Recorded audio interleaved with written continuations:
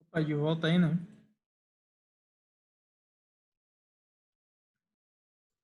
Estamos na área.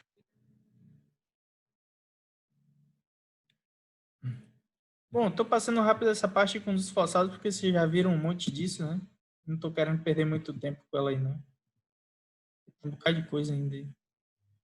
Bom, eu só falei dessa parte de conduto forçado justamente porque é essa parte de sifões invertidos, né? E gases.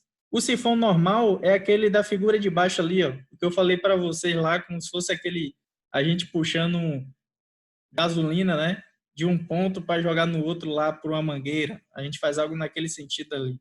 E o nosso invertido assume essa daqui, essa característica desse de baixo. E ele é muito utilizado em termos de esgoto para ultrapassar algum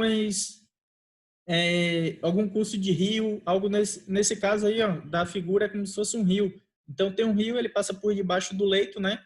O esgoto ali você não quer que ele passe de qualquer jeito. Na rede não tem uma ponte, algo nesse sentido. Nem ponte a gente vai estar passando esgoto, né? A gente não gosta muito assim.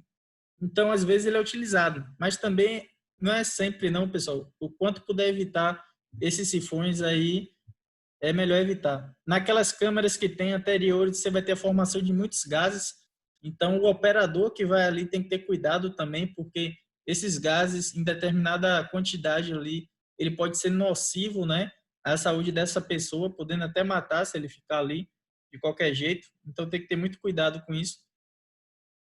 E um exemplo claro que tem disso aí, ó, pior que eu esqueci de botar na aula, ali eu não sei se vocês sabem onde é Pão dos Pobres, né? Tem uma igreja aí em Porto Alegre chamada Pão dos Pobres, perto da Cidade Baixa. Ali você tem um canal passando por uma pracinha que tem em frente a Pão dos Pobres. Tem um canal ali de drenagem urbana, né? E esse canal, ele vai para o Guaíba. Então você tem esse canal e também tem uma rede de esgotamento sanitário. E ela tem um sifão bem naquele ponto ali do Guaíba. Então, ali bem em frente a Pão dos Pobres, onde tem um ponto de ônibus quase, ele vai ter ali um sistema desse. Eu tinha as fotos, né, que eu bati, teve um dia que os caras estavam fazendo manutenção lá, aí eu invadi um pouco a obra para tirar, mas esqueci de pôr na apresentação aqui. O que acontece é isso aqui, ó, tem essa questão de geração de gases, tá vendo? Então esses gases gerados pelas bactérias anaeróbias que você tem, né, no seu sistema, ele vai pro topo aqui da sua tubulação, né, para essa geratriz aí superior, e ele acaba corroendo, né? Ele vai corroendo, até que compromete aquela sua tubulação ali, enfraquece, e depois, imagine que você tem uma quantidade de solo acima dela, né? Imagine se você compromete a ponto dela ceder, você vai ter solo entrando ali e, consequentemente, vai causar mais pontos de obstrução. É algo que você não deseja, né? Então, por isso que tem que ter cuidado aí com essas características dos gases nessas redes aí. Bom, então vocês vão ter que transpor esses obstáculos em alguns pontos e, para isso, utilize esses sifões. Vou tentar ser breve, né, para não ficar aqui, que nem o Robson estava falando no outro dia, né? Então, vou tentar agilizar essa parte aqui. Deixa eu pegar o que é mais importante. Bom, o sifão, então, ele vai ter essa característica aí da foto. Você vai ter duas câmeras, né? De um lado e de outro. Então, essas câmeras, tá vendo ali? Funciona quase como se fosse um reservatóriozinho. Então, o de cada parte superior, ele está pressurizando esse que sai mais embaixo, né? Então, se você tem uma cota embaixo aqui e uma cota maior, tá mandando desse ponto para o de cá, né? Essa rede que tem entre eles, ela vai funcionar como um conduto forçado, se tiver tudo cheio, né? Então, conduto forçado lá, a gente já viu pressão diferente da atmosférica. Tá tudo cheio e o que está pressurizando é o nível que você tem do esgoto nessa câmara superior. Então, ele vai perder carga à medida que se desloca nessa tubulação e o tanto que ele perder de carga, ele vai descontar desse nível, né, até o nível que ele vai bater cá nessa câmara seguinte, entende? E daqui ele segue por gravidade para onde você deseja levar ele. A ideia é um pouco essa aí. Bom, tem os diâmetros mínimos para esses tipos de tubulações. A gente vai ver alguns aspectos ali mais para frente. E tem os formatos que você tem dessas câmeras aí, ó. Tem essas duas câmeras aí. A outra serve para limpeza. Lá na outra câmera você vai ter que ter alguma forma de limpeza, entre outros. Verifica que ele só vai ter um nível, vai ter um stop log. O stop log é como se fosse uma placa, né? Que você trava ali uma determinada saída para executar alguma determinada função no seu sistema. Então, essas câmeras aí normalmente vão ter esses stop logs. Então, que vocês podem remover e quando você remove, consequentemente, ele vai estar nivelado direto com o que vem de montante, né? No caso ali. Normalmente, você não vai instalar uma tubulação só, porque se uma der problema, né? Você tem uma do lado. Então, é aquele negócio de que nem para bombas, quando você dimensiona bombas, você coloca duas, né? Porque se você coloca uma só, se essa uma só der problema, seu prédio não tem mais água, não é isso? Então, a mesma coisa vale para isso aí. Você dimensiona redes em paralelo, porque se uma tiver com problema, você consegue operar pela outra, né? E seu fluxo não para. Dá para interromper uma, fazer manutenção na outra e assim vai. Então, tem que ter essa ideia quando está fazendo esses tipos de sistemas aí. Bom, o sifão é perfil similar ao U, né? Isso aqui é importante, ó.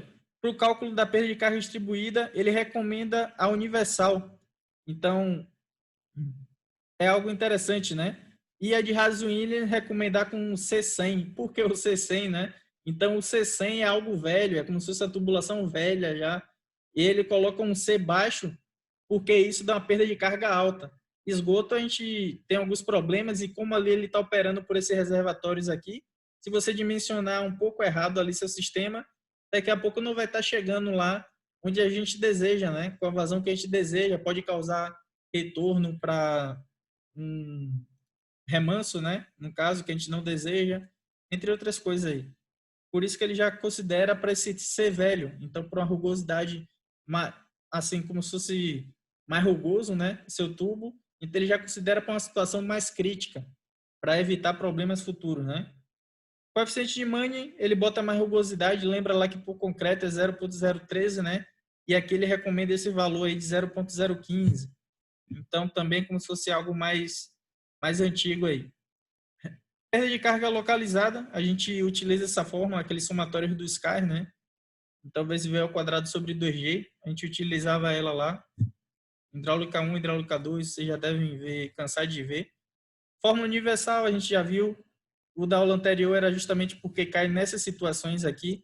A universal e Raso-Williams, tipicamente utilizadas. O J, que o Kennedy falou antes, J é igual a ΔH. Nesse caso, ΔH, ele está dizendo que é a perda de carga. Eu costumo basicamente utilizar HF, né? Mas nesse caso, o autor que eu peguei aqui, ele utiliza ΔH. Então, são essas duas nomenclaturas, né? O livro do Porto, ele trata muito como ΔH. Eu, às vezes, para facilitar, eu gosto de botar o HF. Então, e aí vocês definem o que ficar mais condizente para vocês, né? Mas é mais para saber que tem essas nomenclaturas diferentes para a mesma coisa. E é isso aqui, ó, Kennedy. Se Kennedy estiver aí, né? Quando você tem o ΔH sobre L, o L não aparece do outro lado da equação, ó. Então, se ele já dá perda de carga unitária, você não precisa do L para esse trecho aqui, entende? Então, você consegue calcular as condições com os dados que foram dados, só que você vai... essa aí é aquela questão que ele perguntou, né, professor? Ele Entendi. a A gente gente reclamou estava que em ele dúvida não... porque não tinha um L, né? É porque o L ele já está em forma de perda Sim, de... ele é o J ali no caso, né? Então ele está dando perda de carga unitária, o ΔH sobre L já é considerado nessa perda de carga unitária, entende? É isso que eu estou querendo dizer. Só que o de lá é para 100 metros, né? Aí tem que ver essas condições aí que é para 100 metros de tubulação. Então, é uma perda unitária para cada 100 metros. É isso que ele está querendo dizer, né, com aquilo. Aí vocês têm que ver direito como calcular isso aí. Tá bom. Não tem mistério não, na real vai dar quase na mesma da equação anterior, né? Mas se vocês entenderem o conceito de perda de carga unitária, já sabem porque o L às vezes não aparece, né? Porque se ele já deu a perda de carga unitária, o L já está incluso nisso. Então, é aquela questão de conceito, né? Se sabe essa parte de conceito, já pula esses dados aí. Perda de carga, ali é a equação de Mann, né? Tem Chase, então, que foi que o deriva a equação de Mann. E uma vez eu fiz uma consultoria e eu chamei de equação de Mann aquela equação que você tem do lado direito lá. E o outro consultor que estava junto comigo chiou, né? E chiou corretamente, porque ali, na real, não é equação de Mann. Ali a gente está, quando aplica a equação da continuidade, a equação de Mann, né? Então a gente substitui o V por Q sobre A. E aí tem esse formato. Nisso, alguns caras podem ser mais críticos. Viu? Aí lembre lá que a equação de Mann é para velocidade. Então, quando você coloca o Q e o A e diz que é a equação de Mann, na real você aplicou a equação da continuidade na equação de Mann, né? Então, lembra um pouco disso aí, caso algum dia tiver que fazer alguma consultoria, né? Porque me reclamaram. Aí, por me reclamar, eu estou avisando para vocês, né? Bom, depois vocês olham no material ali as perdas de carga que vocês podem ter. Segue que nem o que a gente já via, né? Você tem na saída de um, na entrada de outro, você tem nas peças que vão ter, nas curvas. Então, tudo isso você vai ter perda de carga distribuída nos trechos. Em cada mudança de direção e tiver uma peça, você vai ter perda de carga localizada. Os conceitos são exatamente os mesmos que a gente já viu em hidráulica 1, hidráulica 2 e por aí vai. Então, é bem fácil de calcular, né? Essas coisas aí não é para ter muito mistério, não. Ali tem definido certinho o que é cada um deles ali. Bom, o sifão ele tem que ser feito para garantir a autolimpeza. E é isso aqui que eu falei da velocidade. Ó. Ele coloca aí 0,9 metros por segundo. É capaz de carregar areia. Sifão, a gente não viu que ele está passando por debaixo do rio ali. A gente não quer problema nenhum com obstrução lá, viu? Então, essa questão de velocidade é extremamente importante. Por quê? Porque você não quer que tenha problema, de modo que direto você vai ter que ter um equipamento obstruindo uma via para fazer a manutenção de um sifão, que se tivesse bem projetado, não estaria causando essas obstruções. E por que que aqui no Brasil tende a dar certo, né? Que a gente pega esse critério mínimo aí de velocidade e já aplica ele como padrão. Então, foi o que eu falei com vocês, né? Vocês vão obter uma determinada... A gente sabe a vazão que a gente tem a velocidade mínima, né? Então, você já tem a vazão e a velocidade mínima. Se eu divido a vazão pela velocidade, eu tenho uma área. Então, você já tem uma área da seção, é bem fácil obter o diâmetro, né? E o diâmetro que você obter, então, suponha que deu 425. Deu 425 o seu diâmetro. Se você reduz esse diâmetro de 425 para 400, você vai estar atendendo, né? Porque a gente reduziu o diâmetro e a velocidade consequentemente aumenta, né? E aí você vai estar passando dessa velocidade mínima aqui que ele prega, 0,9, 0,6 metros por segundo. A gente vai ver um exercício desse aí. Esse exercício eu vou fazer, né? É o que ele diz aqui, ó. Um critério que vem sendo adotado é esse de adotar 0,6 metros por segundo. Então, e velocidade máxima de 3 a 4. Você passando nesses dois critérios, seu sifão vai estar bem dimensionado, né? Calculando lá as perdas de carga, tudo certinho, é para estar tudo certo. Bom, é claro que essa redução do diâmetro que eu falei, você não pode também obstruir tanto, porque a gente tem algumas recomendações devido à obstrução que pode acontecer, né? E é problemático, como eu já disse, essa estrutura. Então, para sifões, a gente tem alguns diâmetros mínimos que são aplicáveis, né? De modo a evitar essas obstruções. Deixa eu ver se eu coloquei aqui. Esses são os formatos tipicamente utilizados aí para sifões, em formato TU, né? É só lembrar que essa parte, você vai ter uma parte de montante com a cota superior à outra para onde ele esteja se dirigindo, né? Normalmente a gente tem algo nesse sentido aí para ir de um ponto a outro. Porque você vai ter a perda de carga, se tem a perda de carga, vai ter perda de pressão. Então o nível que estava no ponto de cá não vai ser mesmo o nível que ele vai chegar onde ele está se dirigindo, né? Então normalmente a cota vai estar mais abaixo ao ponto ao qual ele se dirige, né? Porque dessa perda de carga que vai ter ali naquele trecho. Bom, tem essas câmeras visitáveis, vou adiantar essa parte. Isso aí depois vocês dão uma lida, eu vou para a parte do dimensionamento logo.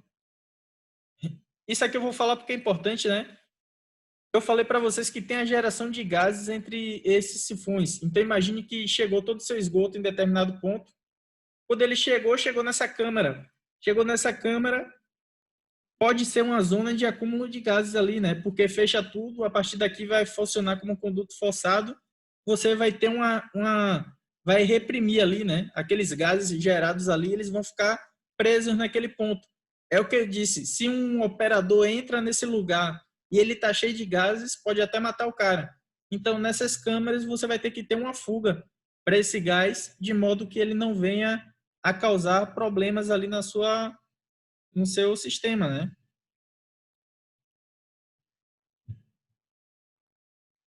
Bom, e tem isso aí, você pode colocar essa tubulação entre as duas, o que não é muito comum, ou uma tubulação que libere diretamente esses gases, né, aonde ela foi implantada lá, a câmera foi implantada. Como ele diz aí, ó, uma ligação para a atmosfera. Quando vocês pegarem instalações hidráulicas sanitárias e prediais, provavelmente o professor vai falar para vocês, quando tratar de esgoto, de tubo de ventilação, né? Você vai ter lá sua rede de esgoto saindo, depois do vaso você tem lá uma tubulação que sai na parte superior, né, da sua tubulação, e ela se dirige para a parede e lá você tem um tubo de ventilação. Então esses gases gerados aqui em cada apartamento, né, do seu prédio, eles se dirigem para essa tubulação vertical que vai sair lá no topo do prédio. Então você faz isso aí para evitar retorno de gases, né, para sua casa. Não sei se quem já teve uma casa que fica fedendo, né? Você dá descarga em alguma coisa, fica fedendo, como é que eu vou dizer? E em coisa relacionada a esgoto, de algum jeito tem um retorno de gás. Tem um retorno porque provavelmente a declividade da tubulação lá da casa não está bem feita, então ele está um pouco planozinho assim, está formando um lugar que está depositando ali muita matéria orgânica, as bactérias estão agindo, estão gerando gases. Quando você dá descarga e libera o contato atmosférico desse ponto com da descarga que permitiu essa ligação, né? Esse cheiro retorna e você sente ele, né? Algo nesse sentido. Isso aí tem muitas casinhas aí, professor. Essas casas que eles fazem aí essas pré-montadas aí, tem muitas que eles nem colocam essa ventilação aí. Por isso que dá um cheiro dentro de casa. É isso. Ou a tubulação normalmente não é muito bem feita. Eu já vi os caras fazendo um serviço e não é nada calculado, né? Normalmente fica na mão do cara lá e ele não se preocupa com isso, assim. Claro que tem uns muito bons, uns mestres de obra que chega junto do cara e faz seguir tudo certinho. Mas às vezes ninguém liga muito e isso causa problema futuro, né? Esse retorno de gases, assim, é bem... Eu já tive algumas casas que teve isso, assim, e eu já via logo, ó, é problema aqui de hidráulico mal feito e está tendo uma zona que está produzindo gases e quando você dá essa descarga ou algo nesse sentido, esse gás tem um retorno, né? Se tivesse essa tubulação de ventilação, esse gás sairia, porque os gases eles vão para esses pontos, né, mais altos, né? Então ele tende a se dirigir. É bem comum encontrar lugares que não tem. Normalmente, não se sabe o que é o cheiro. Quebra ali embaixo, ali no vaso, ali não tem a tubulação de ventilação, daí tu bota e resolve.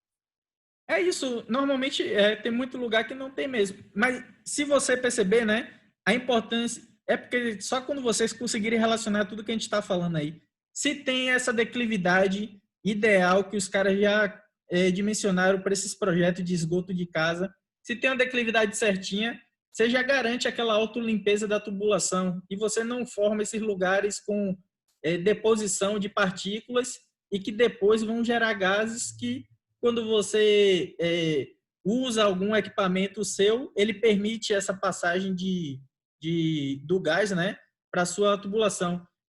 O que é que eles usam depois? Quando vocês pegarem instalações, tem aquele ralo sinfonado, né? Ralo com feixe hídrico. Então, ele funciona como se fosse o vaso sanitário. Eu não sei se vocês já tiveram curiosidade de saber como funciona o vaso sanitário de vocês, né? Mas ali você tem uma câmara com água aqui. Então, do lado daquele batente, depois que passa, você tem o nível d'água nesse ponto aqui, né? Ele está nesse ponto porque atrás daquela coluna você tem um batente que está mais ou menos nesse nível aqui, ó. Então, a água fica nesse nível. Quando você dá descarga, ela passa por cima desse nível, né? E vai ali para sua tubulação de 100 milímetros. Ela desce ali naquele ponto. Então, a ideia é essa, né? Quando dá descarga, ela transpõe isso e vai. Beleza. O ralo sanfonado, ele funciona da mesma coisa. Ele causa esse fecho hídrico, né? E seu vaso sanitário, ele causa também. Ali, ele basicamente, ele está tendo um feixe hídrico.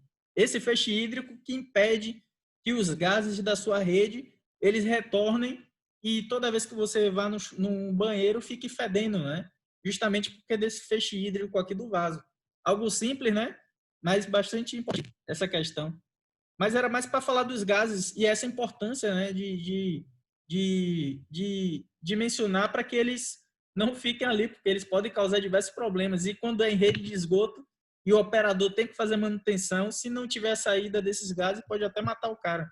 Então, é muito importante aí ele estar bem ter essa saída, né?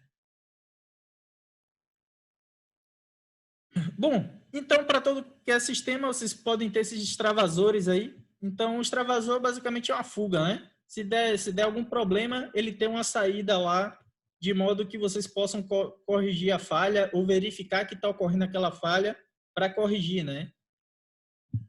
Com esses extravasores aí. Bom, tem essas obstruções que podem ocorrer, tem aquele equipamento que, esse bucket machine, né? Ele faz essa limpeza desses sifões aí com os equipamentos ligados entre dois caminhões, né? Funciona mais ou menos daquele sentido da foto. Não vou ficar me atendo muito aqui, não. Para a gente chegar no exercício. Bom, demorei, mas cheguei, né? Queria chegar pelo menos nele hoje aqui. Então, tem esse exercício, elaborar o projeto de um sifão invertido. Então, ele dá os dados de projeto aí. Então, vamos tentar fazer ele aqui para vocês verem como é que é feito, né? Vão ver que é bem simples, na real. Ele dá o comprimento do sifão aí, características do coletor, 800 milímetros. Então, o coletor é o que está chegando até aquele ponto, né? A declividade, cota da soleira, entre outros dados aí, são fornecidos.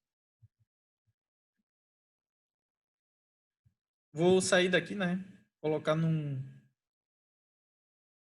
Vou compartilhar aqui a tela do Excel.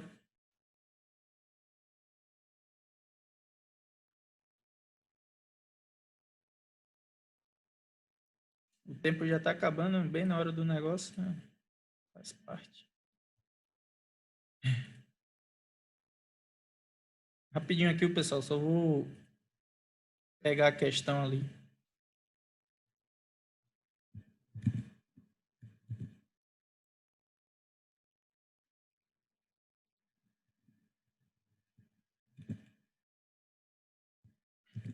Tá compartilhando meu Excel aí com vocês, né?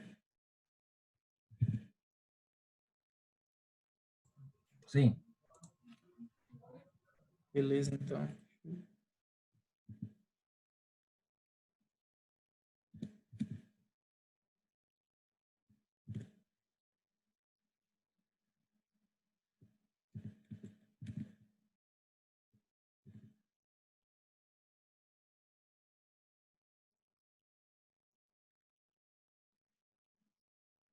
Bom, tentar deixar aqui para ver se fica fácil de ver, né? Deixar mais ou menos assim. Então, ele dá um sifão e ele diz lá que o sifão vai ser implantado em 3 etapas. É aquela questão que eu falei com vocês, né? O sifão ele não vai ser implantado para aquela vazão de esgoto que a gente calcula ela para início e fim de plano, não é isso? A gente calcula ela para início e fim de plano. Beleza. Quando você tem esse sistema sendo implantado, para não ficar muito oneroso, você pode dividir em etapas, que é o caso aí dessa questão, né? Ele dá imediata implantação, primeira etapa e após 10 anos. Então, ele dá algo nesse sentido aí. Deixa eu ver. Imediata, primeira etapa e segunda etapa, após 20 anos. Porque ele não vai estar operando em plena carga desde o início. Então, vocês podem ter ideia aqui do diâmetro que tem que ter sua rede, né, em cada uma dessas etapas, para conduzir toda essa vazão que está chegando. Só que, né, se a imediata é 80 litros por segundo, então a vazão está em litros por segundo ali, na primeira etapa de 100 anos, então, após 100 anos, desculpa, após 10 anos, né, ele vai ter que conduzir 200, então vai ser 200 menos 80, né, e ele já está sendo conduzido pelaquela tubulação da primeira etapa. A mesma coisa, a segunda etapa, você tem 328 menos esse 200 aqui, você obtém aí tudo que está sendo necessário, né, ser conduzido nessa terceira etapa do processo. Entendendo esses aspectos aí a gente consegue fazer a questão, né? Deixa eu ver aqui. A primeira coisa é calcular para essa vazão média de 80 litros por segundo. Então, eu vou tentar botar aqui Q1, né? Eu vou botar QI de Q imediato em litros por segundo.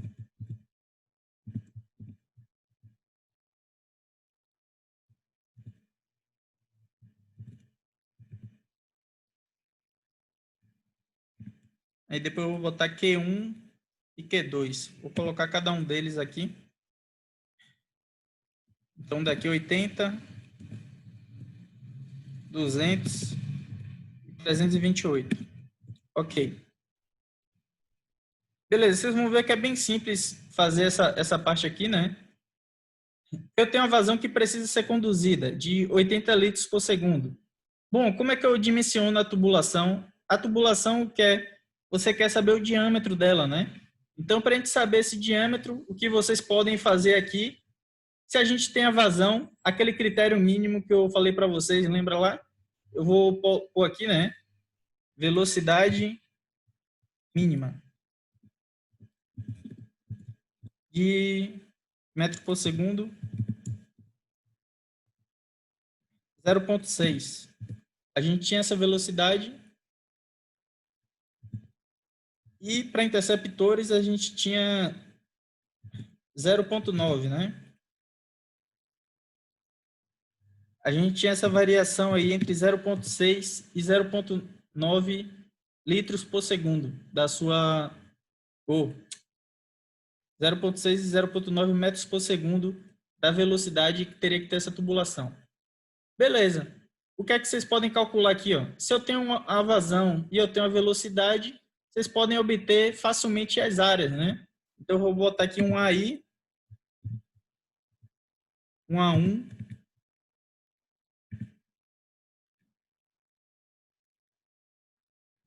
uma área em metro quadrado.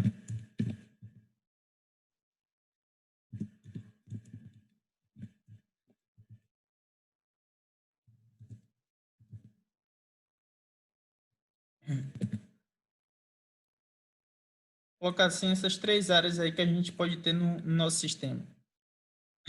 Beleza.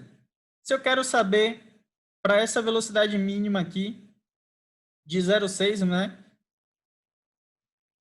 A área, eu divido basicamente a vazão pela velocidade. Então, como minha vazão está em litros por segundo, divido isso por 1000, né?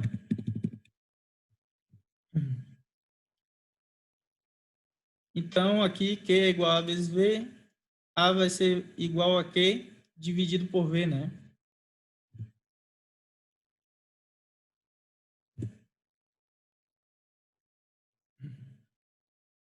Nisso, vocês vão obter algo nesse sentido aqui, ó, de 0,133, né, metros quadrados. O que é que vocês podem obter aqui? O diâmetro para essa área 1, né? D1. Então, eu vou botar D1 em metro. DI, no caso, né? Cadê DI? A área de um círculo, a gente já viu lá como ele está como conduto forçado, né? É aquele nosso πd ao quadrado dividido por 4. Se é πd ao quadrado dividido por 4 e você quer achar o diâmetro, você já tem o valor da área. Consequentemente, seu diâmetro, ele vai ser o quê? A sua área vezes 4, né? Dividido por π, né? Confirma se é isso mesmo. Se o diâmetro está ao quadrado e eu quero isolar ele, consequentemente ele vai ser igual a meio, né? A 1 meio aí, elevado a 1 dividido por 2. Bom, e aí vocês vão achar esse diâmetro aí da tubulação de vocês, né? De 0,41 metros. Se você multiplicar por 1000, né? Isso aqui vezes 1000. 412 aí milímetros. Então, isso aqui não é o diâmetro comercialmente encontrado, né? Não é algo que vocês vão encontrar assim, esse diâmetro com essa característica aqui, de 412,xxx. Só que aqui é o que eu falei para vocês. Como você encontrou esse diâmetro de 412, se eu quero que a velocidade seja maior que a mínima, qual o diâmetro que eu adoto, né? Então, nesse caso, vocês adotam um diâmetro inferior a esse. Então, se eu adoto um diâmetro inferior a esse de 412, consequentemente, sua velocidade vai estar ali atendendo aquele critério mínimo de 0,6. Então, deixa eu colocar aqui esse DI 0,6.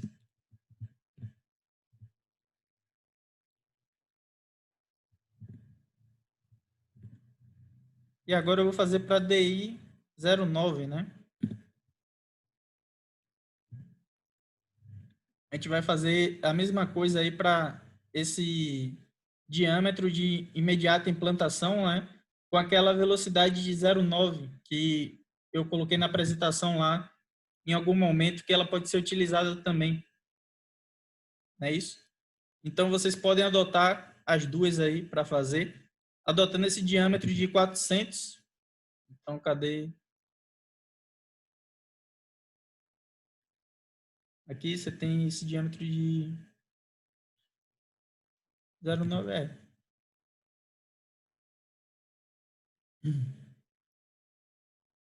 Vocês vão ter que fazer para essa vazão máxima horária do dia qualquer. Então, a gente tem essa vazão máxima horária do dia qualquer. Deixa eu pegar ela aqui também, né? Essa daqui é de garantia da autolimpeza da sua tubulação, né? Então, deixa eu botar um QI máximo aqui.